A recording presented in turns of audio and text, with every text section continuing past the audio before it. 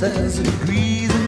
In Detroit, a pop culture geek marries a call girl, kills her pimp, steals his cocaine, and tries to sell it in LA. This cocaine, however, belongs to the mob, so now the mob is after this guy and his new wife. As soon as the movie starts and it fades in on Christian Slater and Christian Slater starts delivering his lines, you can tell Quentin Tarantino wrote this. Just like in anything else, Quentin Tarantino's dialogue, it flows, it's engaging, it's fascinating to just listen to. It all just comes off so natural, not one beat is missed in any conversation. The other big draw is the romance between Christian Slater and Patricia Arquette. These characters have so much chemistry and they feel so right for each other. Everything from how they meet to them having these similar interests and just they find this one person, they go, finally, I found you. You completely buy that they're in love because of Christian Slater and Patricia Arquette's performances, and you believe that they would get married as soon as they met each other. And it's that romance that really holds the movie together and keeps you invested. This is probably the best performance of Christian Slater's career. He is so charismatic and energetic. We understand two things from the opening scene. One, this guy is lonely, and two, he loves pop culture. And his love of kung fu movies and comics and all this stuff, it's a charming element of his character. And Christian Slater does such a great job of making all this geekiness come off as super fun and cool. He's able to take this character who a lot of times feels larger than life and make him feel human and relatable. And on the surface, Patricia Arquette might sort of come off as this ditzy girl who doesn't know what she's doing.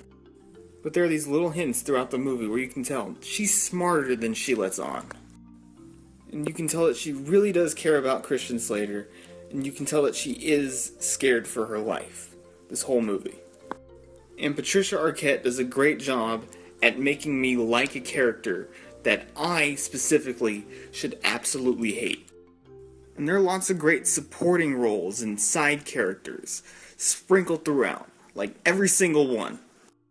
Gary Oldman has this bizarre performance as this white pimp who thinks he's black and he has dreads and he's just insane. Brad Pitt gives one of the best stoner performances in any movie ever. Michael Rapaport is great as Christian Slater's struggling actor friend, and he's just great as this everyman in this crazy situation. James Gandolfini is great as the mob guy leading the charge after Christian Slater and Patricia Arquette. The great Dennis Hopper is brilliant as Christian Slater's father. And the great Christopher Walken plays this mobster character who's really bizarre and weird. And he's this intimidating character, and Quentin Tarantino's dialogue just flows off of his tongue. He's brilliant. Most of the characters I just mentioned have a very small amount of screen time, but they are so incredibly memorable. And everything about the mannerisms, the dialogue, these crazy, bizarre characters, the setup to certain jokes, it's all hilarious. But there are also these scenes that are incredibly tense, and you feel it. And there are scenes where you can see in someone's eyes that they know they're about to die, and it is riveting. It strikes this perfect balance between entertainment and tension. It knows how to make you laugh, it knows how to let you have fun, but at the same time, it knows how to make a situation feel hopeless. And the movie does not slow down. Tony Scott, as a director, knows how to keep you entertained. He can direct a gorgeous romantic scene, give you these beautiful sweeping shots. He can direct action that is insane. And he is the best possible director you could have gotten for this movie. He knows how to direct a larger-than-life romance.